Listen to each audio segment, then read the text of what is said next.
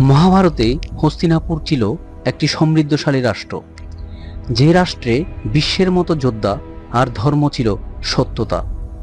প্রজাদের প্রতি শ্রদ্ধা, জ্ঞান, ভালোবাসা ছিল অটুট। সবার মাঝে ছিল শান্তি। কিন্তু হঠাৎ হস্তিনাপুরের রাজপ্রাসাদে সেদিন অদ্ভুত এক নীরবতা। আকাশে জমেছিল কালো মেঘ। প্রাসাদের চারিদিকে কুকুরগুলো অকারণে চিৎকার করছিল। শকুনেরা রাজপ্রাসাদের উপর চক্কর দিচ্ছিল। কিন্তু কি এমন ঘটনা ঘটেছিল সেদিন, যার কারণে সম্পূর্ণ কুরুবংশ ধ্বংস হয়ে গিয়েছিল? নমস্কার বন্ধুরা, আজকের এই নতুন এপিসোডে আপনাদেরকে জানাই স্বাগতম। আজকে আমরা জানব দুর্যোধনের পূর্বজন্মের রহস্য, যা ছিল মহাভারতের এক ভয়ঙ্কর অজানা কাহিনী।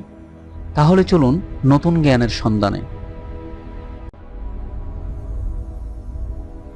রাজা ধৃতরাষ্ট্র সিংহাসনে বসে অস্থির হয়ে অপেক্ষা করছিলেন, কারণ বহু প্রতীক্ষার পর আজ জন্ম নিতে চলেছে তার প্রথম সন্তান। রানী গান্ধারী দীর্ঘ 2 বছর গর্ভধারণ করেছিলেন, কিন্তু সন্তান জন্ম হচ্ছিল না। ঠিক সেই সময়ে খবর আসে কুন্তির ঘরে ইতিমধ্যে জন্ম নিয়েছে যুধিষ্ঠির এবং ভীম। এই সংবাদ শুনে গান্ধারীর মনে ভয়ঙ্কর কষ্ট জন্ম নেয়। তিনি ভাবলেন, আমার সন্তানই তো কুরুবংশের জ্যেষ্ঠ উত্তরাধিকারী হওয়ার কথা ছিল। রাগ, দুঃখ আর হতাশায় তিনি নিজের গর্বে আঘাত করতে লাগলেন। তারপরই জন্ম নেন এক ভয়ঙ্কর মাংসপিণ্ড। এই খবর শুনে হস্তিনাপুরে প্রজাদের মাঝে নেমে আসে একটা কালো ছায়া। হঠাৎ পুরো রাজপ্রাসাদ স্তব্ধ হয়ে যায়। সবার ভিতরে একটা ভয় কাজ করে এবং অজানা এক অশুভ শক্তি তাদের ঘিরে ধরে।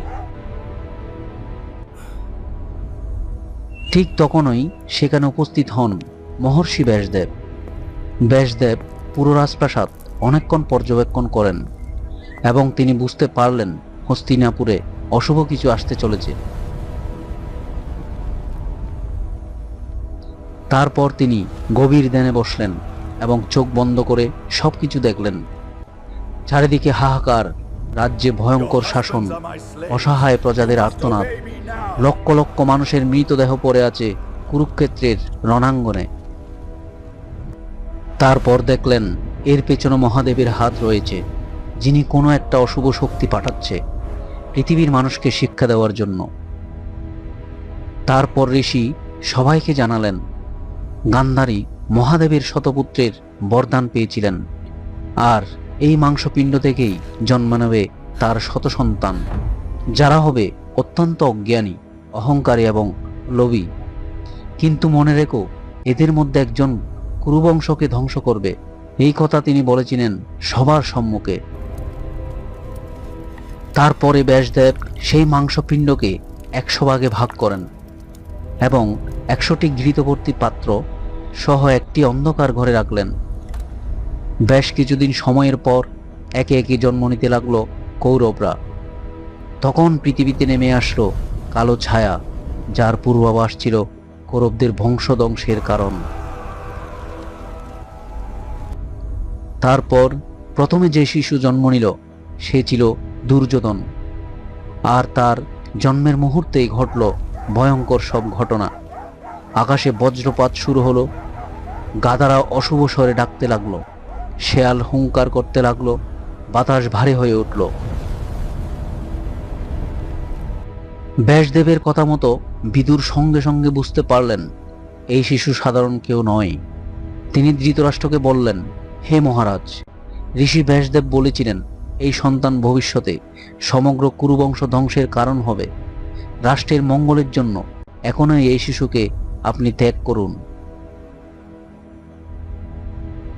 কিন্তু ধৃতরাষ্ট্র পুত্র স্নেহে এতটাই অন্ধ ছিল যে তিনি ঋষি ব্যাসদেবের ভবিষ্যৎবাণী অস্বীকার করলেন। তিনি বললেন, আমি আমার প্রথম সন্তানকে কখনো ত্যাগ করব না। আমার এই পুত্রই হবে সবচেয়ে শক্তিশালী রাজা এবং শ্রেষ্ঠ যোদ্ধা। সেদিন থেকেই হস্তিনাপুরের ভবিষ্যৎ নির্ধারিত হয়ে গিয়েছিল। তারপর থেকে শুরু হলো হস্তিনাপুরের পতন। পুরাণের বহু কাহিনীতে বলা হয় দুর্যোধন ছিল কলিপুরুষের অংশ, যার মধ্য দিয়ে পৃথিবীতে নেমে এলো কলির অসীম শক্তি। কলি মানে যুগ নয়, কলি হলো মানুষের ভিতরের অন্ধকার, অহংকার, লোভ, হিংসা, ক্রোধ, ক্ষমতার নেশা। এই শক্তি দুর্যোধনের মাধ্যমে পৃথিবীতে প্রকাশ পেয়েছিল, যা কলিযুগের মানুষের মধ্যে এই 6টি গুণ কাজ করে। ছোটবেলা থেকেই সে পাণ্ডবদের সহ্য করতে পারত না, বিশেষ করে পঞ্চপাণ্ডবকে।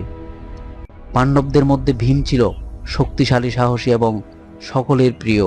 তারপর থেকে দুর্যোধনের মনে ধীরে ধীরে জন্ম নিতে লাগলো ভয়ঙ্কর ঈর্ষা, কারণ তার পিতা ছিল রাজা।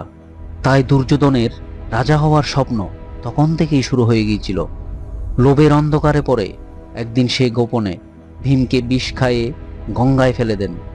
ভীম পাতাল লোকে পড়ে যায় এবং সেখান থেকে নাগরাজ বাসুকীর কাছ থেকে সহস্র হস্তির শক্তি বরদান পায়। তারপর ভীম সর্বশক্তি নিয়ে বেঁচে ফিরে আসে মর্তলোকে। সেদিন থেকেই দুর্যোধনের ভিতরের হিংসা এবং অন্ধকার আরো বেড়ে যায়। দুর্যোধনের জীবনে সবচেয়ে বড় বিষদাতা ছিলেন তার মামা শকুনি। শকুনি সব সময় পাণ্ডবদের বিরুদ্ধে তার কানে বিষ ঢালত। সে বলতো, রাজ্য শক্তি দিয়ে নিতে হয়, ধর্ম দিয়ে নয়। যত রকমের কুমন্ত্রণা ছিল সব তাকে বিষের মতো ঢেলে দিল। এই কথাগুলো ধীরে ধীরে দুর্যোধনের হৃদয়কে কঠিন পাথরে পরিণত করল। তার মনে শুধু একটাই লক্ষ্য ছিল, যে কোনো মূল্যে হস্তিনাপুরের সিংহাসন তার চায়। একদিন শকুনির পরিকল্পনায় আয়োজন করা হলো পাশা খেলার। যুধিষ্ঠির একে একে হারিয়ে ফেললেন রাজ্য, ধন সম্পদ, ভাইদের এবং নিজেকেও, এমনকি দ্রৌপদীকেও। তারপর দ্রৌপদীকে সবার মাঝখানে টেনে আনা হলো। দুর্যোধন অহংকারে বশবর্তী হয়ে নিজের উরুতে হাত রেখে দ্রৌপদীকে অপমান করল। সেদিন সবাই উপস্থিত ছিলেন, ভীষ্ম, গুরুদ্রোণ, কৃপাচার্য, ধৃতরাষ্ট্র, কিন্তু কেউ প্রতিবাদ করতে পারলেন না। দ্রৌপদীর চোখে জল নিয়ে শ্রীকৃষ্ণকে স্মরণ করলেন, আর সেই মুহূর্তেই অলৌকিকভাবে তার বস্ত্র অসীম হয়ে গেল। সেদিন থেকে সেই কুরুক্ষেত্রের যুদ্ধের বীজ বপন হয়ে গিয়েছিল। যুদ্ধের আগেই শ্রীকৃষ্ণ নিজেই শান্তির দূত হয়ে এসেছিলেন হস্তিনাপুরে। তিনি দুর্যোধনকে বললেন, পাণ্ডবদের মাত্র 5টি গ্রাম দিয়ে দাও, যুদ্ধ থেমে যাবে। এই কথা বলতে দুর্যোধন শ্রীকৃষ্ণকে বন্দী বানানোর চেষ্টা করলেন, কিন্তু শ্রীকৃষ্ণের অলৌকিক কাণ্ড দেখে দুর্যোধন পাগলের মতো আচরণ শুরু করল। তারপরেও দুর্যোধনের অহংকার শেষ ছিল না। শ্রীকৃষ্ণ তাকে পুনরায় সুযোগ দিলেন ক্ষমা চাওয়ার জন্য, কিন্তু দুর্যোধন হেসে বলল, সূচের আগার সমান জমিও আমি পাণ্ডবদের দেব না। এই অহংকারই ছিল তার পতনের শুরু। দীর্ঘ 18 দিনের ভয়ঙ্কর যুদ্ধের পর সব কৌরব নিহত হল। শেষ পর্যন্ত একা রইল দুর্যোধন।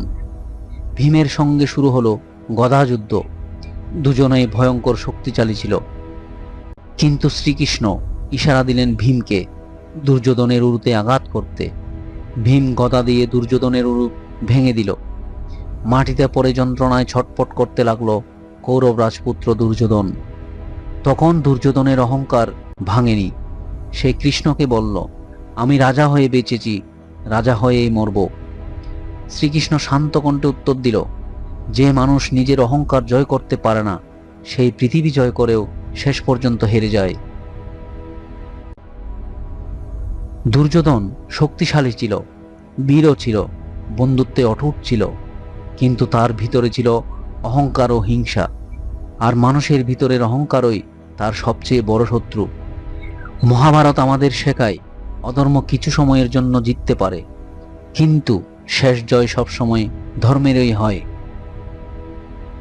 বন্ধুরা, আজকে এই পর্যন্ত। পরবর্তী আরো নতুন কিছু জানতে আমাদের সাথে থাকুন। আর ভিডিওটি ভালো লাগলে লাইক, শেয়ার এবং শ্রদ্ধার সাথে কমেন্ট করুন। হরে কৃষ্ণ।